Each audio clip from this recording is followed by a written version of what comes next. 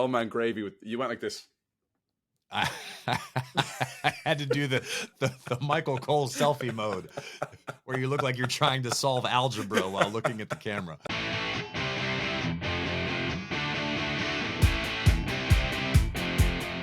Welcome to After the Bell. I am still Corey Graves. Night of Champions is finally upon us. The finals to crown the new world heavyweight champion will go down in a matter of hours from when you listen to this. And of course, I can't do it without my co-pilot, my tag partner for Monday Night Raw, Kevin Patrick. KP, how you feeling today? I'm good, bud, but we were just talking and saying, like, what is time? What are dates these days? I mean, the premium live events are flying in.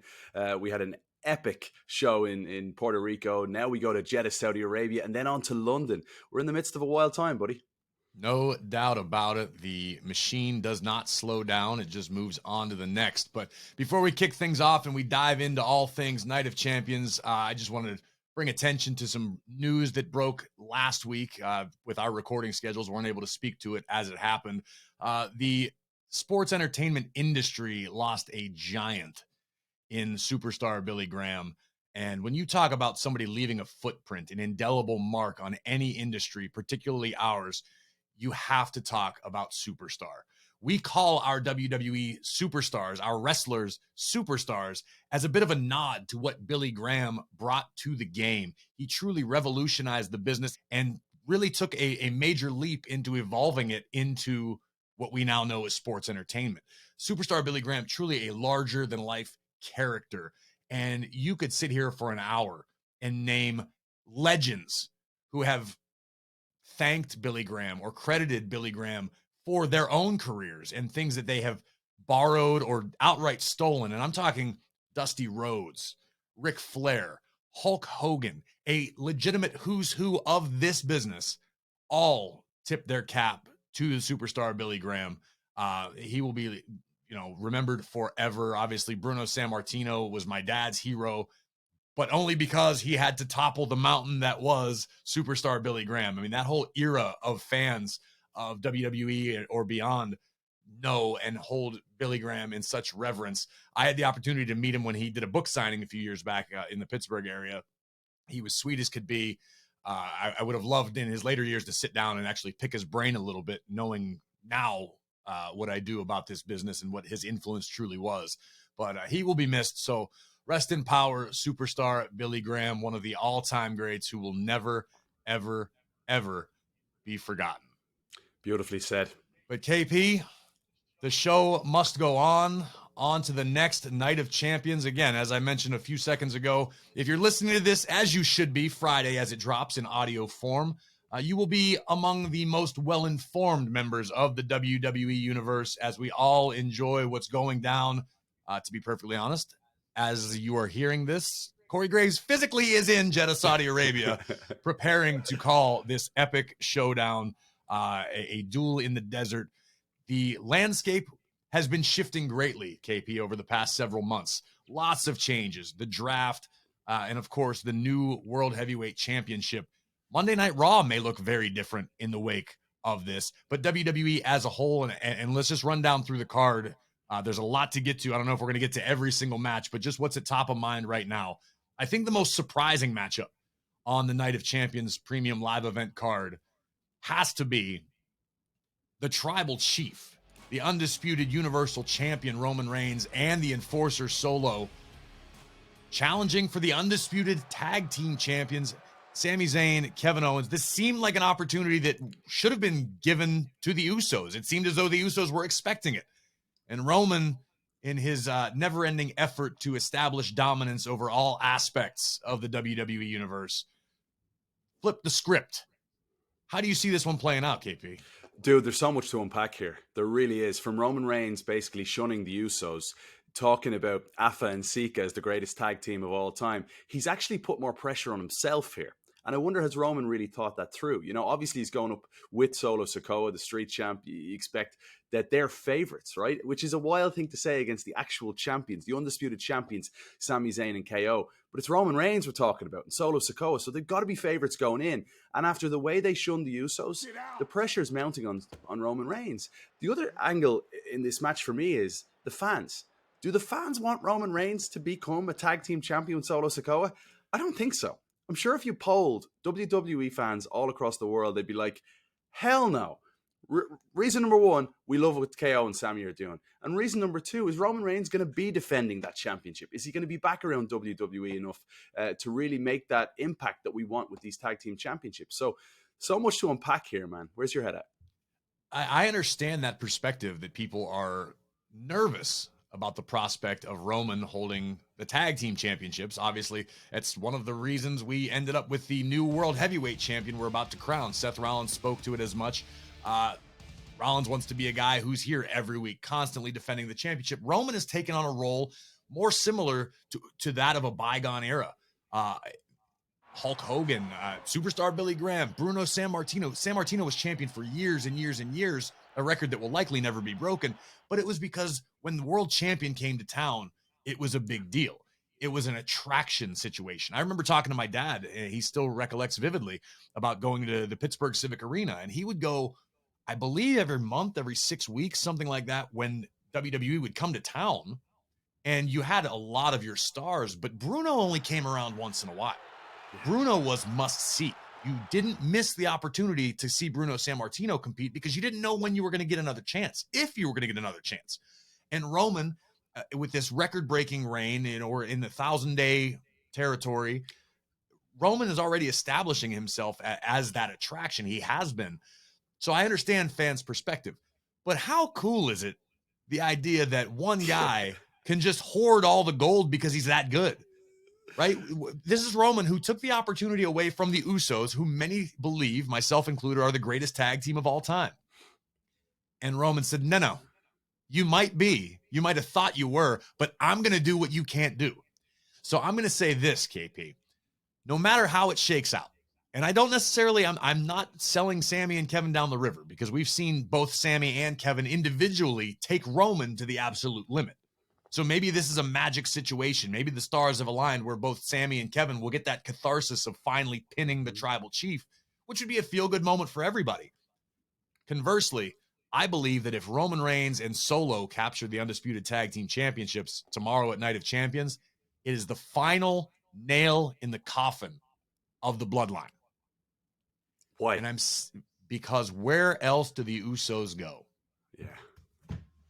I'm not saying it's the end of, obviously, Roman and Solo. They're going to be a force as a duo. I mean, obviously, Solo has grown into this role as the new right-hand man of the tribal chief.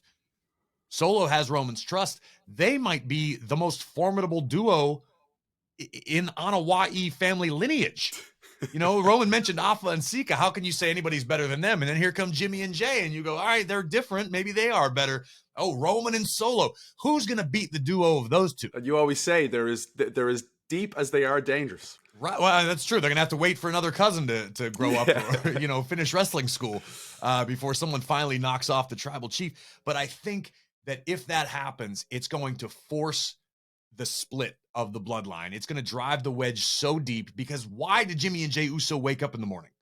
Yes, to do the bidding of the tribal chief, but ultimately it's because it's led to individual glory for them, or glory for them as a tag team, right? You do right by the tribal chief makes sure you are done right by. It's a very family-oriented criminal enterprise sort of setup. But you can imagine it though, right? No, Roman Reigns and Solo Sikoa defending against Jimmy and Jey Uso? You kidding me? Like, that's box office. But that's what I'm saying. But does it happen? Did Jimmy and Jay just resign themselves to go, well, we can't step up to Roman. We can't step up to our little brother. We're going to have to take them out. I mean, granted, we saw Jimmy and Jay fight each other. That was a bit surreal in and of itself. But look at what it led to. It all led to the development of the bloodline. Now, if Roman is hoarding all of the championships and Jimmy and Jay have nowhere else to go, do they go to NXT? Do they split and run individually? Do they just try to organize a trade and come to Raw where they don't have to interact? I don't know. There's a lot of questions to be answered, but I'm just saying this could cause that chasm within the bloodline that they've seemed to avoid fairly well to this point. We've seen cracks, we've seen hints that there could be turmoil, but I just don't see how it recovers.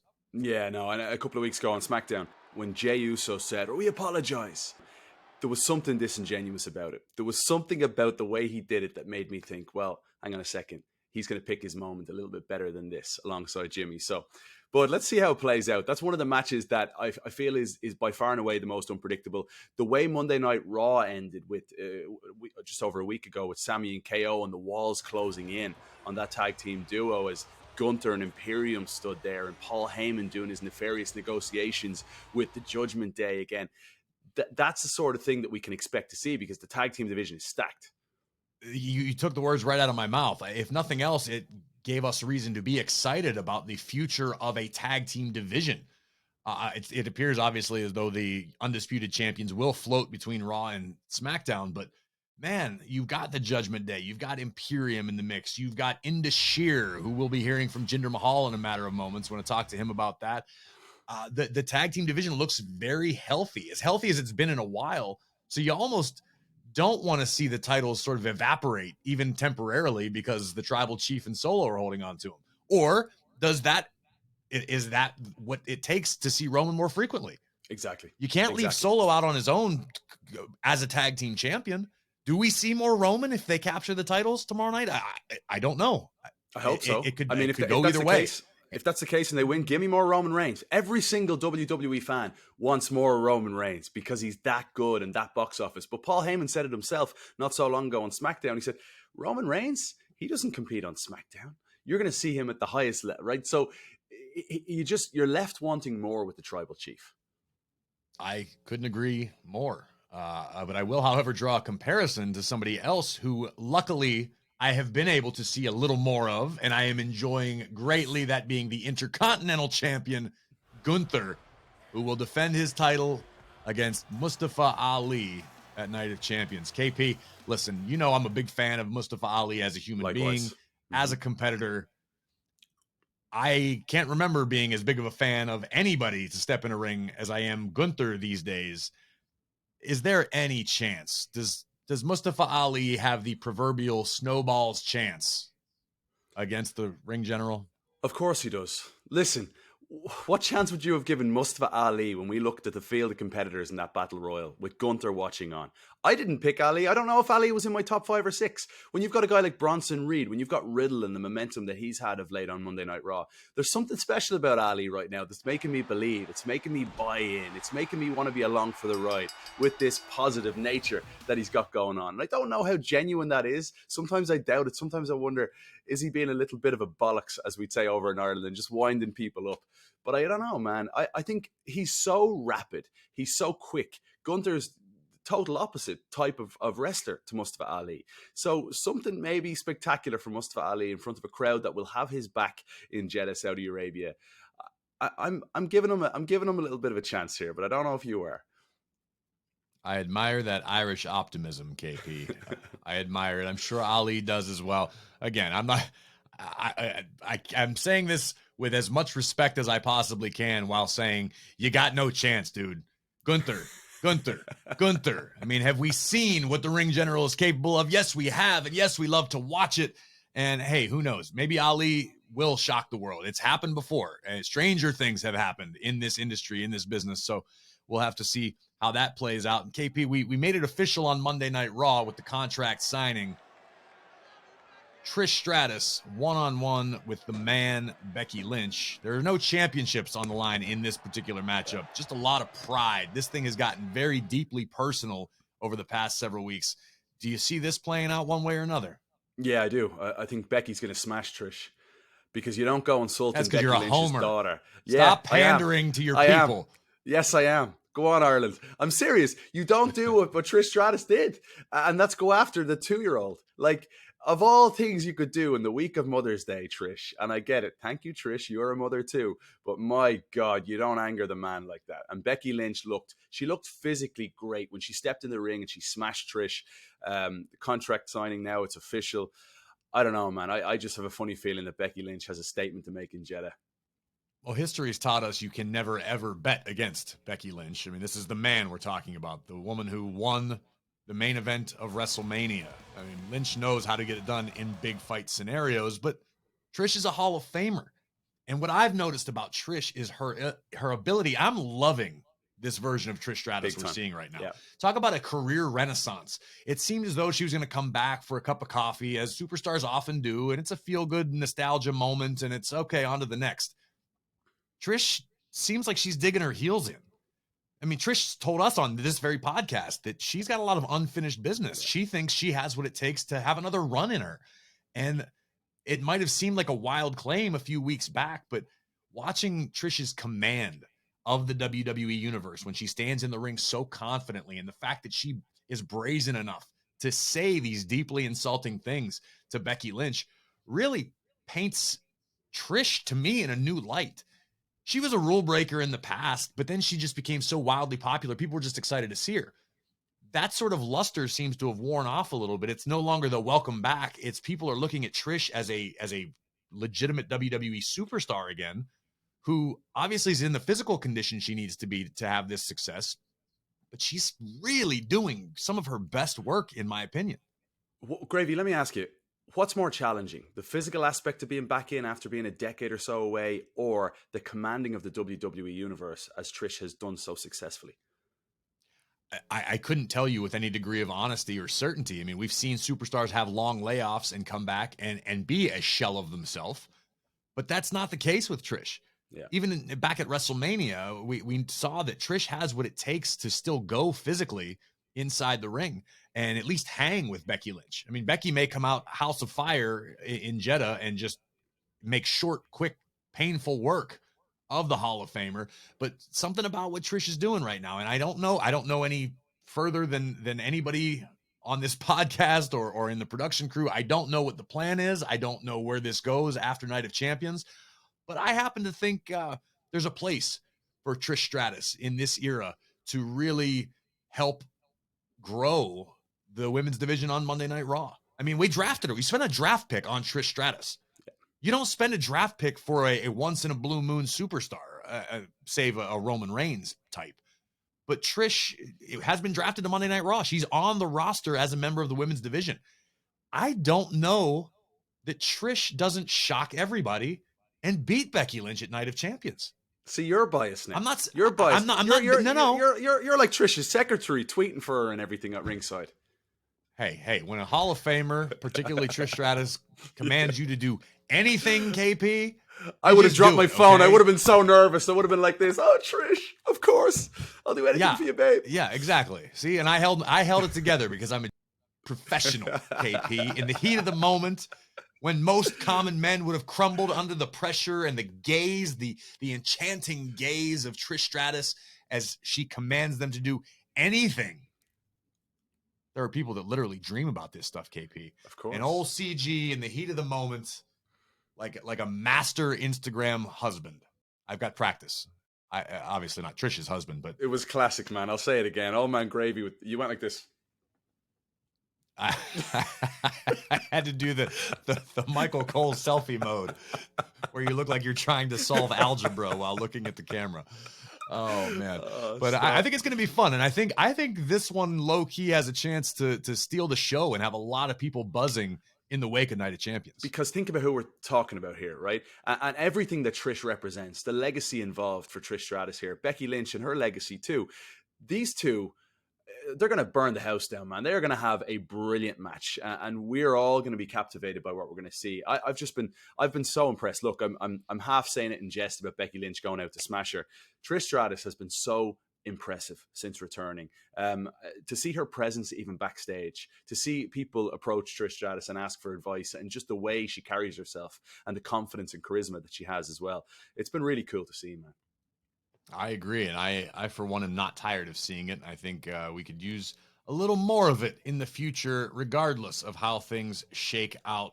Saturday, WWE on Peacock, Night of Champions. It starts at 1 p.m. Eastern, so if you're home Saturday, set your reminder. You like to watch this as it happens, or of course, the beauty of on demand, we can watch it whenever we so choose. But I want to be parked firmly on the couch. If I am a fan, I will be parked firmly next to Michael Cole in Jeddah, Saudi Arabia. But I want to be seated and fully invested when we watch them run it back. And when I say them, I am referring to the beast incarnate, Brock Lesnar, and the American Nightmare, Cody Rhodes. Listen, we've had another week to marinate on it, to think about it, to see how things are going to shake out. I think Cody might have poked the wrong bear in this instance. It's a difficult one, you know that, because there's a sense with Cody Rhodes that I have, Gravy, that there's just a pressure on him to succeed and do whatever it takes to be quote unquote successful and finish that story that we talk about so often. But you're right, this is the beast Brock Lesnar with a broken up face from the match in Puerto Rico at Backlash, and now he's angered. And when we saw the venom in the eyes of Brock Lesnar as he had Cody Rhodes, he had the life of Cody Rhodes in his arms, and he said, "I want to talk about me." You could tell there was something that's been unleashed about the beast here. That this isn't safe. I want to fight. So be careful. Genuinely, ringside, Brock Lesnar is capable of doing anything. In that moment, they said it on after the bell too. Like, security were pushing back the fans that were very close to Brock Lesnar. This is a beast, unleashed, uncaged, ready to go for what he calls a fight against Cody Rhodes, who survived the last day. And even if he quote unquote survives again, this is a beast that's a free agent that will continue to hunt Cody Rhodes. And I don't know if it's a good idea. I'm right there with you. I just know that Brock Lesnar makes a boatload of money each and every time he makes the long trip to Saudi Arabia. Brock's not going to worry about being fined by WWE officials. Brock's not going to worry about hell, I don't know how the laws work over there, but what would be considered a misdemeanor assault, we get to do it right in the ring. Brock Lesnar had fire in his eyes, the likes of which I don't know that we've seen before. And again, I'm enjoying everything about Cody Rhodes in WWE on Monday Night Raw. The future is bright, and I firmly place Cody at the forefront of the charge, of the future of this game, of this company, of this business. But I think Cody might have stepped in it. I think he's overmatched. He is. If Cody leaves Saudi Arabia, it's not going to be walking on his own 2 feet. You know, after Monday Night Raw, I was left thinking something about Cody here. I'd love to run it by you. That is there this overburdening? Is there this pressure that he has placed on himself and himself only? No one else is doing this. That may be of detriment to Cody. You know, I'm sitting ringside getting ready for Raw, and someone made a comment about Cody's suit. And Cody will wear the most beautiful custom suit. Cody looks like a champion everywhere he goes. I'd imagine if he goes down to his local Starbucks for a coffee, he looks like a champion. He talked about that. He talked about what he wears and how he needs to become something, and that he's not there yet. With this story that we continue to talk about with Cody Rhodes, do you feel it could be of detriment to Cody at any point, or do you feel it's a benefit and it continues to drive him forward? I think Brock Lesnar will be the biggest detriment to Cody Rhodes that Cody has encountered thus far in his career, despite Cody picking up the win at Backlash. But I think, listen, in life, there's the old adage about pressure will make you crumble or will turn you into a diamond. And Cody has thrived in this new role. And I think this is what Cody wants. Yeah. You know, we've heard Cody speak about how, yes, he's got all the reverence in the world and the respect that he should have for his legendary father, the American Dream. But this is Cody's chance to really forge his own legacy. Not just have a couple great matches, not just have a memorable night with Seth Rollins and Hell in a Cell, but to be viewed in the same light as these top tier superstars. Everybody in the world knows what Cody did while Cody left WWE. But to come back here, Cody, he was able to negotiate, right? Cody held some pretty strong cards. So Cody is getting what he wants to be back here and be a part of the WWE machine, right?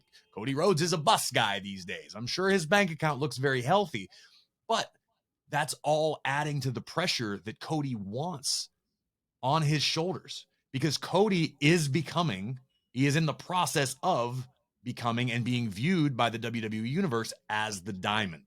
So the more pressure that you're putting on Cody, the more obstacles he has to overcome, the bigger his star becomes, the brighter his star burns. And the perception, which is so important that we discuss. And Cody's done a fantastic job thus far of establishing himself and explaining who he is and what makes him tick to the fans. The fans are believing. I mean, the fans have been hooked. We take it. Look back at WrestleMania. We talk about it all the time. 80,000 people's heart broke simultaneously because they already believe. But Cody is stacking the deck almost against himself so that he can figure out what he's made of, so he can tap into what he needs to have to be viewed as a top guy in this business and hopefully finish his story someday and capture the championship he so desires. It can be a dangerous game, though, because you can let your heart dictate what goes on in your head. You can let emotion get in the way. You see Roman Reigns and just how calculated Roman is, and he has that luxury, right? He has that luxury of being champion now for almost 1,000 days. So with Cody, I hope it doesn't backfire in a spectacular way, because that's something the Beast would absolutely love, is to rip him limb from limb and tear Cody Rhodes apart. I am going to Night of Champions, and I am going to fight Brock Lesnar. We still don't know why, but it's what Brock Lesnar does, going back to the scorpion and the frog fable that Cody spoke about on Raw. It's just what Brock Lesnar does and what he will continue to do. Well, I'm certainly hoping for the best as pertains to the health of the American Nightmare. And I know where Cody would rather be if he had his druthers. Yeah. And it is directly because Brock Lesnar prevented it from happening that Cody is not where he would like to be. That being in the finals of the World Heavyweight Championship tournament. Seth freaking Rollins, the phenomenal AJ Styles. There is nothing left to be said about these two that hasn't been said 1,000 times over. They are respected. They are viewed as champions. They are two of the gentlemen that I would credit with keeping the ship afloat. They are two of the most reliable, decorated superstars in WWE. Two bona fide, surefire, future Hall of Famers who both still have plenty of tread left on the tires. I hate to pick this. I've sat down with Seth Rollins and discussed Seth's point of view we've seen on Raw over the past several weeks. AJ Styles, I have an incredible amount of respect for. I've known AJ back to my days on the independents. He was one of the first big star guys on the indies, if you can call it that, who looked out for me and sort of showed me the ropes and taught me a lot. And I think so highly of both of these guys. I won't be disappointed either way, but I just want to I want to look across the landscape and maybe compare and contrast how this goes. The first one being the World Heavyweight Championship is exclusive to Monday Night Raw. So if AJ Styles wins, AJ's coming to Monday Night Raw. That in and of itself, KP, is almost reason enough for me to root against Seth just this once, because we got another shiny new toy, another generational talent to populate the Monday Night Raw roster. Nobody loses in that. I mean, Seth, I'm sure, would be a little upset, but if AJ comes to Raw, Seth can earn another opportunity. But think of the matchups, KP. Run Seth and AJ back as many times as you want. I'll watch that 365 days a year. These two guys are just that brilliant inside the ring and have that deep of a connection with the fans. It's fun. But AJ Styles and Gunther, AJ Styles and Cody Rhodes. Let's say Cody gets past Brock. We know Cody's history with Seth, but there's some history that on a bit more of a global scale regarding AJ and Cody that didn't take place in WWE, but it's nonetheless still very, very important history in the business. There are so many fun ways to imagine what Raw looks like if AJ Styles comes back with World Heavyweight Championship gold around his waist. Sure, but can I throw the laziest question in the world at you? And I want to elaborate on it. Who wants it more? Okay, and the reason I bring that up is Seth freaking Rollins is by far, and I'm not saying AJ doesn't want it. AJ's returning from injury. AJ spent months on the sidelines where he has openly said it was killing him. Being back in, Gainesville, Georgia, when he's just bursting to be inside that squared circle. Seth freaking Rollins is a different case study for me. Seth Rollins, you know him so well coming through the ranks with Seth. He is now operating at his operatic high note, right? Seth's also at his peak age. And I would tell me if I'm wrong on this. And you can continue to go until your late 40s, early 50s and be absolutely sensational in the ring. But Seth is 36 years of age. And he's at an age where he's not only operating at his operatic high note on the microphone, but in ring, he's just been out of this world. Seth's also come at a time when Roman Reigns has dominated for almost 1,000 days now. So that has to be burning away at Seth, knowing that maybe I'm going to miss my mark here on being the guy through this generation because of that guy, the guy that I shared all that limelight with the Shield. It has to be burning away at Seth, and I know it is. And it also burns away at Seth when you and I are on commentary. You know, late last year, Seth wins his first individual title in over 900 days, and we talk about how that doesn't really affect Seth, and he's still at the top of the game. But deep down inside, you know that wins and losses count for superstars, and you want to become a champion. And now this is the World Heavyweight Champion, and it's become available at a time when you can leave Roman off and you can leave Roman do his own thing, and it's available to Seth freaking Rollins, who was drafted to Raw. Seth wants this more than anybody on planet Earth right now. And I guarantee you, Seth is going in there thinking, this is me. This is my moment. This is my chance to become a champion for a long time to come. I don't want to say you're wrong because I don't completely disagree with you. But to your point about how well I know Seth, and sitting down with Seth, as everybody got to see over the past several Mondays, and again, there's a lot left on the cutting room floor that I hope someday sees the light of day, because I think there was some real gold that was spun in that room that day. Yes, Seth wants to be the new World Heavyweight Champion as much as anything in the business. But there's something in Seth, the man, who still wants Roman's championship. Yeah, great point. It's not that it's the undisputed Universal Championship. It's not that one championship is better than the other.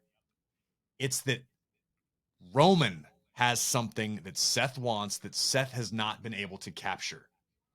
I feel as though there's always, if Seth wins Saturday at Night of Champions, which he very well may, no one's going to be disappointed.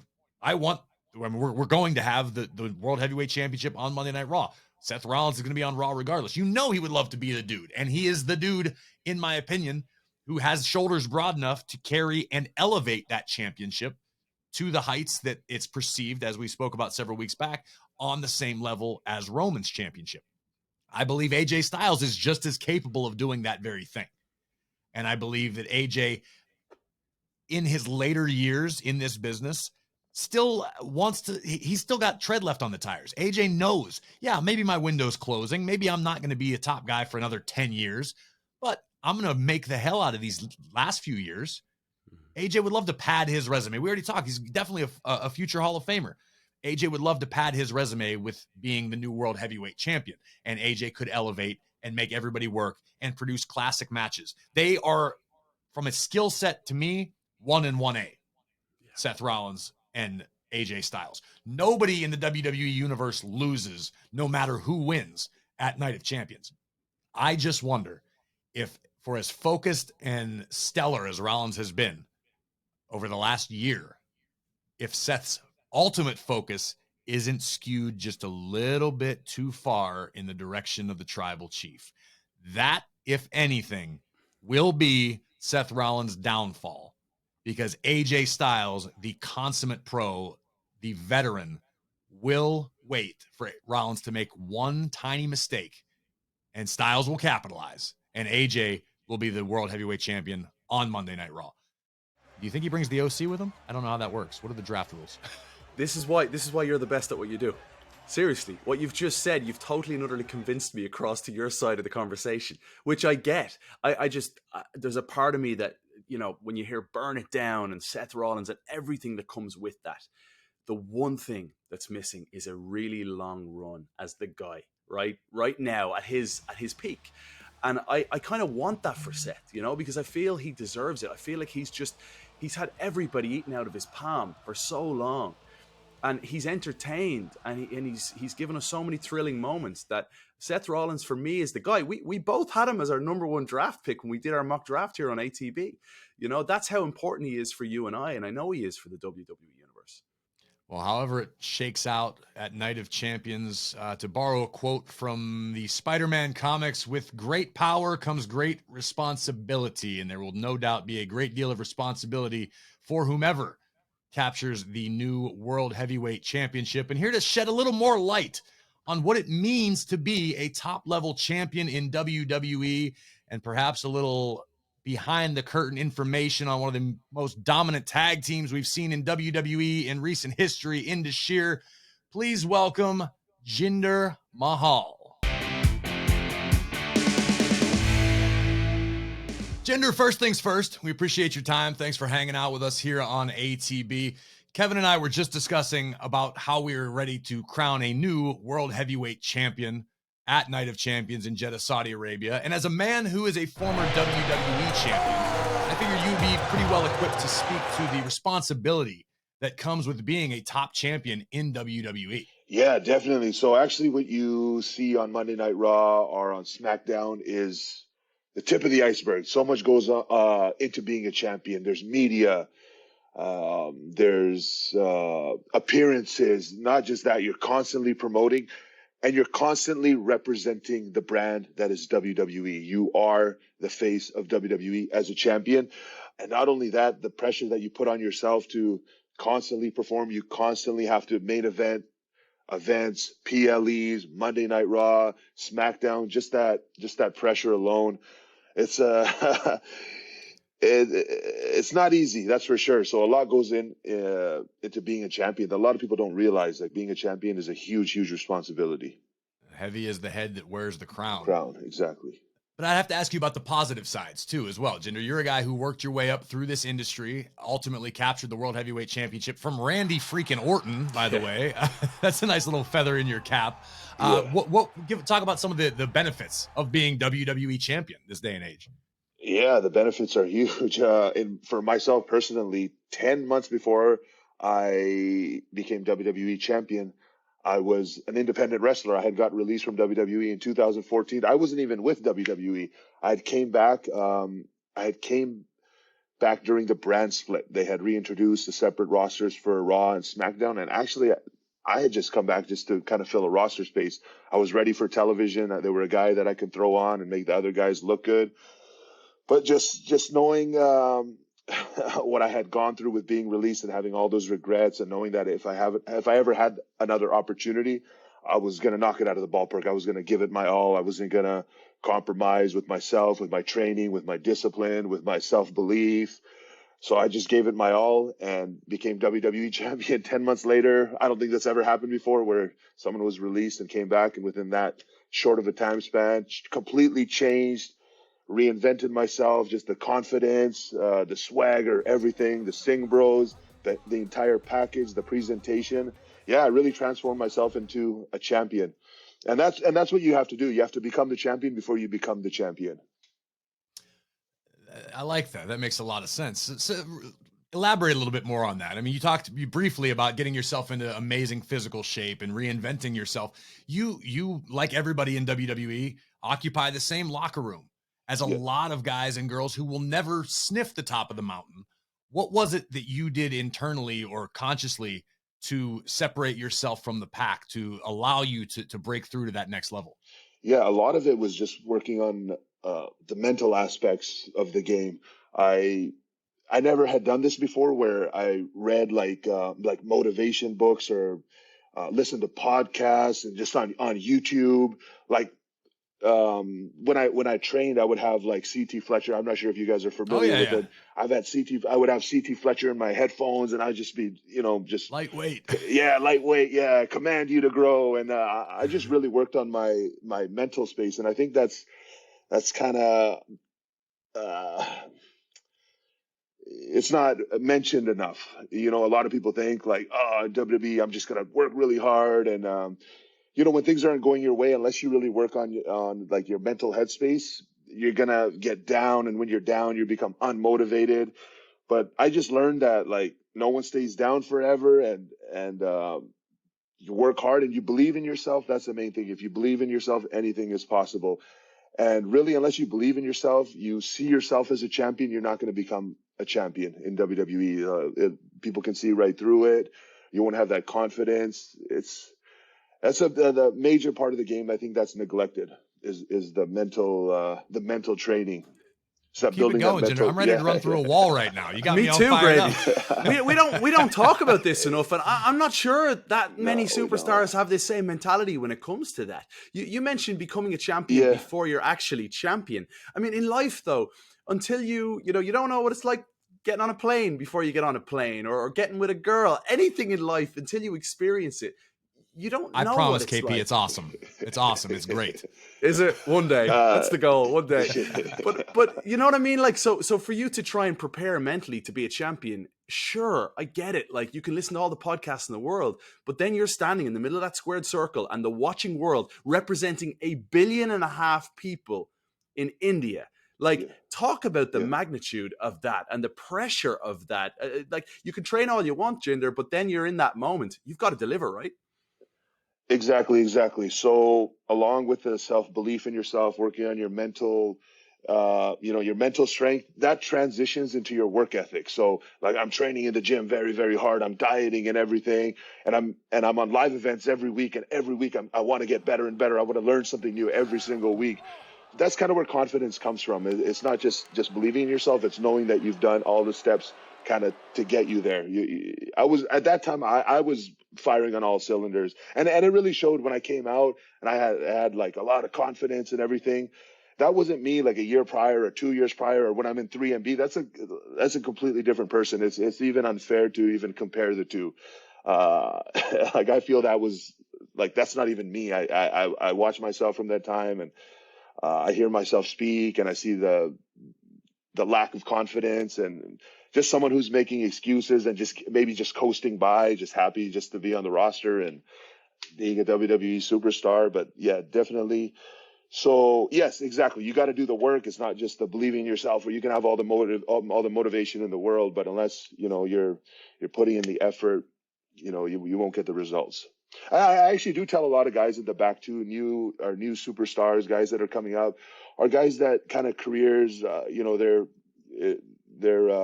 in the valley. It's all about peaks and valleys, like Right. the mental, like the mental toll being a WWE superstar takes on you. No one ever talks about this. Like the highs are high, and when it's low, it's super, super low.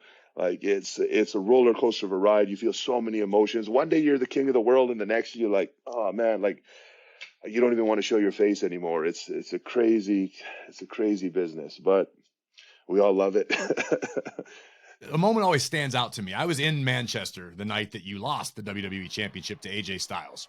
Yeah. And it was the end of the night on SmackDown. So obviously you went back through the gorilla position. And as an announcer, I was not too far behind you. And when I walked through the curtain, you were stood in gorilla and you were thanking everybody. You were grateful. You were expressing this unbelievable amount of gratitude in a moment where you could have been crushed. To your point, it could have been the valley. You were just WWE champion and now it's gone.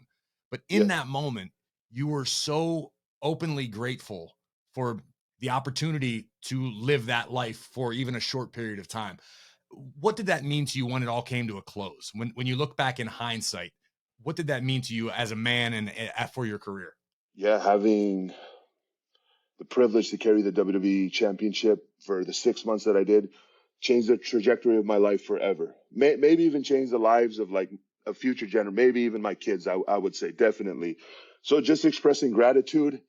And again, as you mentioned, I could have had like I could have saw it as a negative thing, but it just kind of made me hungry. Like I'm going to become WWE champion again, or a champion again, or I'm just going to keep, excelling in my professional life, in my personal life, like mindset wise, work ethic wise, like,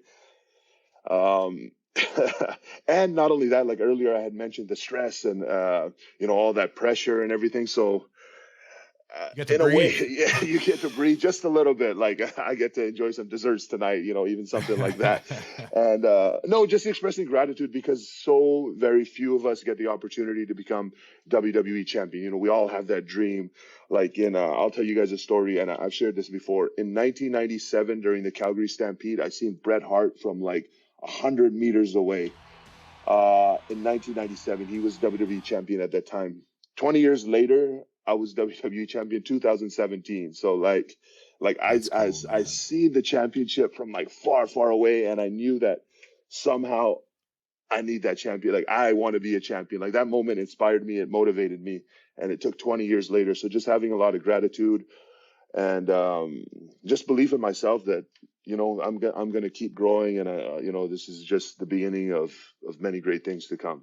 Isn't that wild that you literally captured a dream? You can pinpoint the moment that you stepped into the position that you dreamed of being in.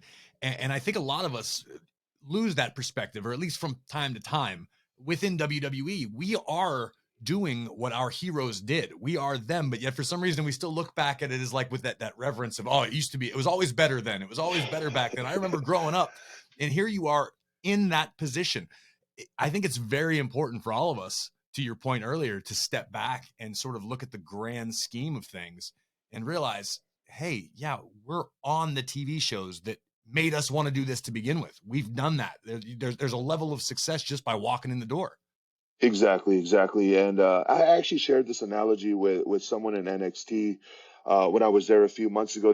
They've been there for a long time, and they were like kind of really down. I was like, you're at the last level, but the last level is the hardest. Like the last level is the hardest. You're at the last level. Like you played the game, this far, you've come to the last level, and now you want to quit. Like, but after you beat this level, then, you've beaten the game, and there's onto it. Then you're on to the next bigger game, right? But like, you're at the last level. Like, this is meant to be the hardest. This is meant to challenge you the most. This is meant to test you the most. But you pass this, and you've beaten the game, the NXT game.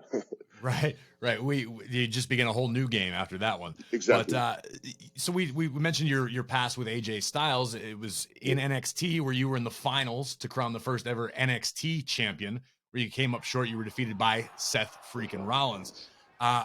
What has it been like for you to get to spend some time back at NXT as you have for the last few months with Indus Sher prior to them arriving back on Monday Night Raw? Yeah, it was incredible just being around that young energy again, young, motivated, superstars. It inspired me. Like, it pushed me in a way. Just seeing these young people, they're full of hopes and dreams and aspirations and everything. Because kind of we get a little bit grizzled and like grumpy. It does happen. So yeah, just I felt like reinvigorated, and then being around the Indus Sher, like those two guys are mega stars in my eyes. Like, they can do everything. Like, they have every aspect of the game down, from look to persona to like Veer's explosive, powerful moves. Sanga's just a mountain, just so powerful and calculated.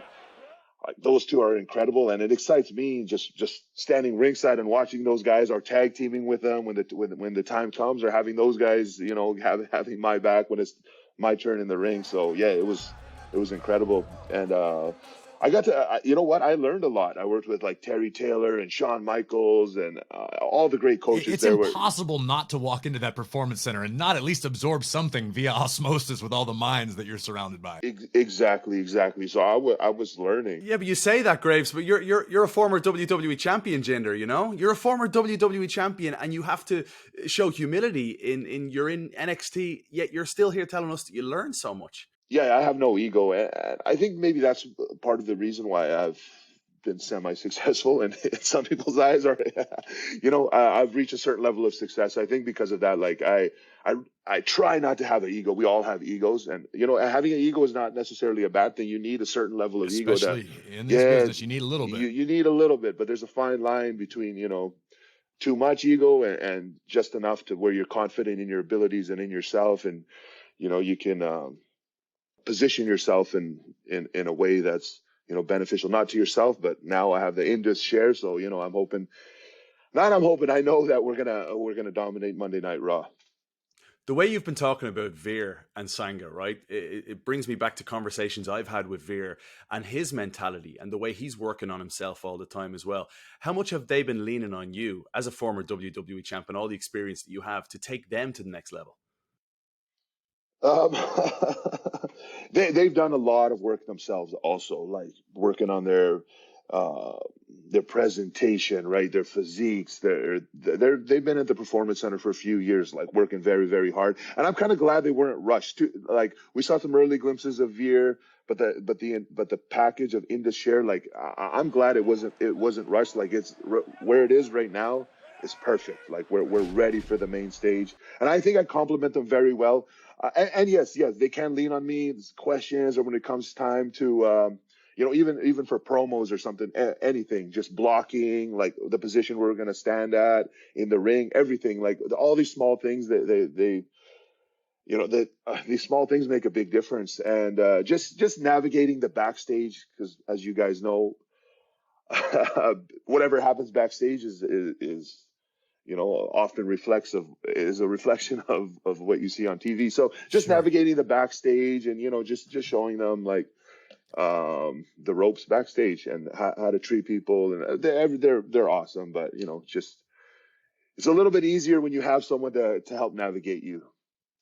How cool is it to be in a position now where you're featured on Monday Night Raw? You obviously, as a former WWE champion, but alongside Indus Sher, to represent the Indian culture. Obviously, it's huge all around the globe. WWE's constantly breaking into new markets and trying to reach out to new aspects of fan groups. What does it mean to you to be representative of that in your heritage? Yeah, it's incredible. I love it. Obviously, WWE prides itself on its diversity and inclusion of everybody, all different cultures. But I do still believe like South Asians are underrepresented in the WWE. 1 in 5 people walking on Earth right now are South Asian or South Asian heritage, and that's a huge chunk It's of a the lot of population. people. Yeah. So if diversity matters, then it matters for everybody, and it should be equal, right? So, we just want our seat at the table to represent our culture, represent our people. And India in itself is such a diverse country. There's so many different languages and cultures within India. Right. So all three of us, we represent a different part. It's incredible. And I hope, I was hearing rumblings of possibly like a performance center opening up in India. I know we have the NXT Europe opening up, so I would love for NXT Asia and NXT India to maybe be next. It makes sense. We're just in Puerto Rico. I mean, we're headed to Jeddah, Saudi Arabia, then London. What about a premium live Exactly. event in New Delhi? What would that be like? Yeah, that was it. It would be incredible. The last time we had a show there was in 2017. I got to wrestle Triple H. It wasn't a premium live event. It was a live event, but it would be incredible. We actually did do one during the pandemic era in the Thunderdome, Yes. Superstar Spectacle. It was amazing. So much fun. It was incredible. Yeah. I was just talking about that. We were having our pre-recording discussion, and I was waxing poetic about it. I just thought it was so beautiful, and the culture and the dancers, and it was just so much fun. Everything about it was awesome. It was fun. It was feel good. The colors of Bollywood, and it was incredible. The dancing and basically the culture. Yeah, Displaying the culture is incredible. Yeah, so much fun.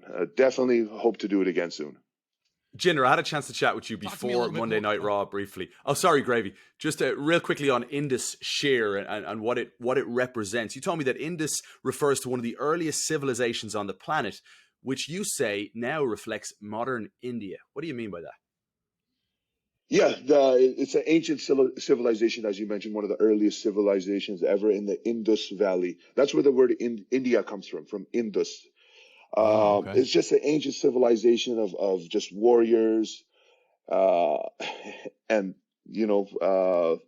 just slowly transforming into what is modern day India. Modern day India is so diverse and just rich in culture, but also at the same time it's very modern.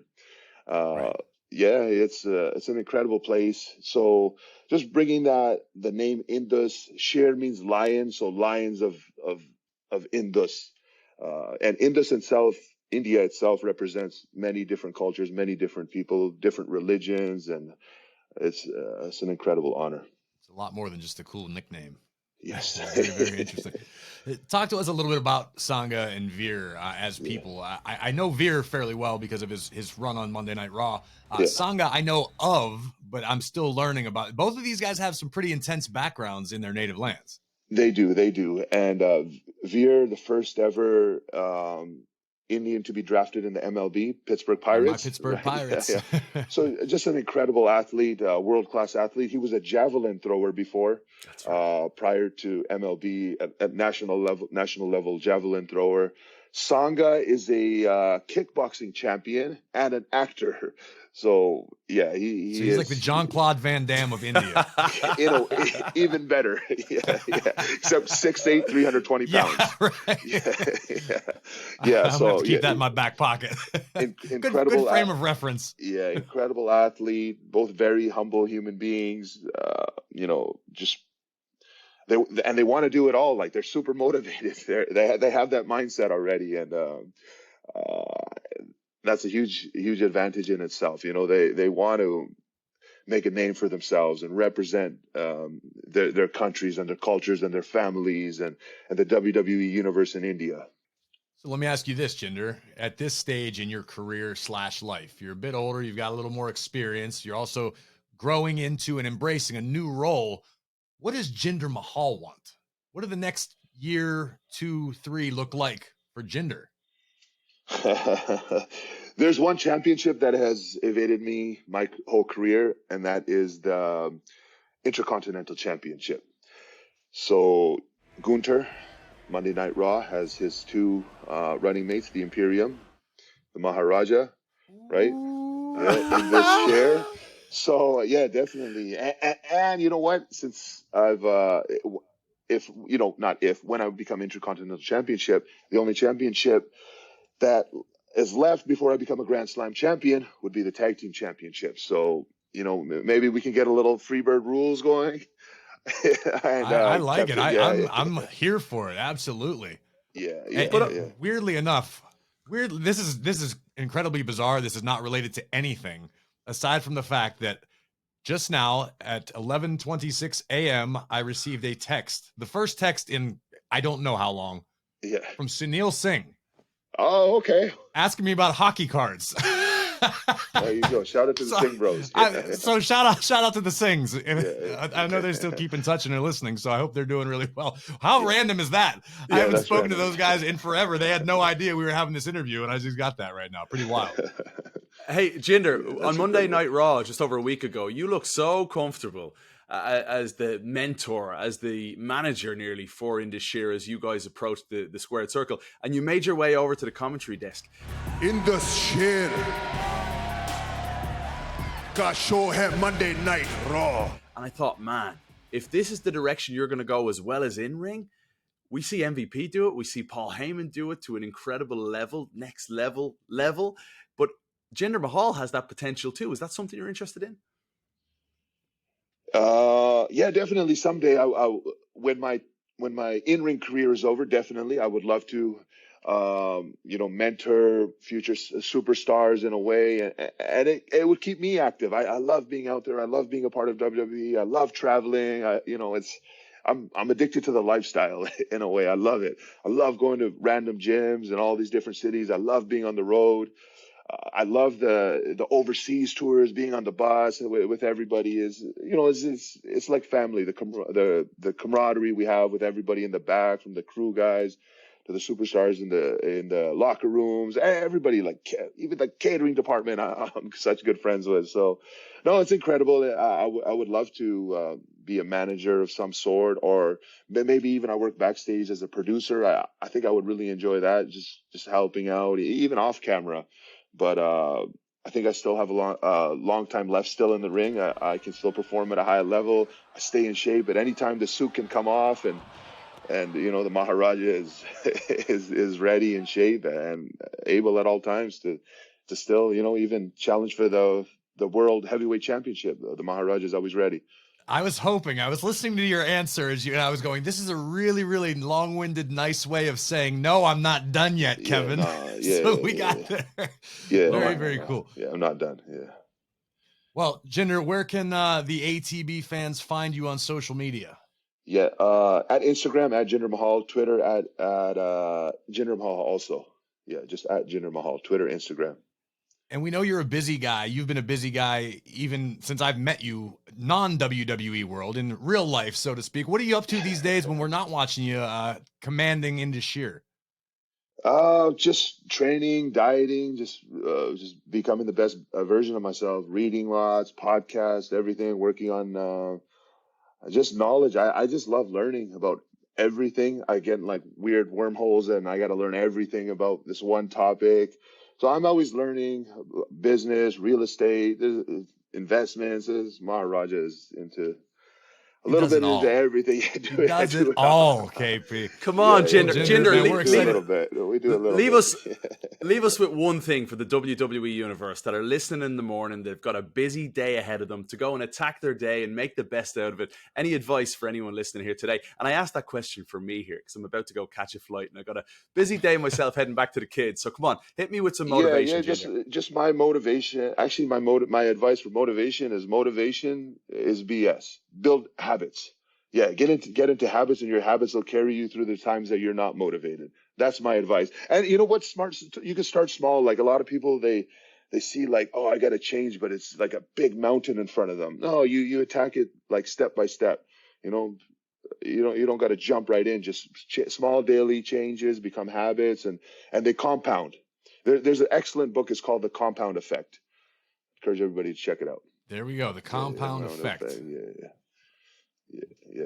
We will make sure we check it out, Jinder. I appreciate your time. We appreciate your time. We're excited to see what you and Indus Sher are capable of on Monday Night Raw going forward. You're always welcome here on After the Bell, man. Yeah, Absolute awesome. legend. This is my first time on After the Bell. Exactly. Yeah, let's do it again, guys. I was waiting for my turn. Actually, I didn't say anything, but I was seeing all these superstars on After the Bell. I was like, wait. I apologize it took this They're on, long. but I'm KP not. kept pushing it But- back. I don't know. It was weird. I was like, Okay. Jinder. Yeah, He's like, yeah, no, we you can't do that yet. You got to talk to my You know. people. Okay. Yeah, when the You know time how is it right. goes. And, yeah, exactly. No, all good, guys. Appreciate it. We'll do it again. I Cheers, appreciate you, Jinder. Make sure you're following us at After the Bell, WWE on Twitter, Instagram, and Facebook. You can find me at WWE Graves. You can find KP at Kev_Egan. Listen for free wherever you get your podcasts. Just search After the Bell and hit the follow button so you never miss an episode. And just a reminder, full episodes of ATB are available on the official WWE YouTube channel each and every Monday. And we'll be back next week with more wisdom, more vitriol, and more WWE After the Bell. Like what you hear? Catch full episodes of After the Bell wherever you get your podcasts. Follow us now and never miss an episode.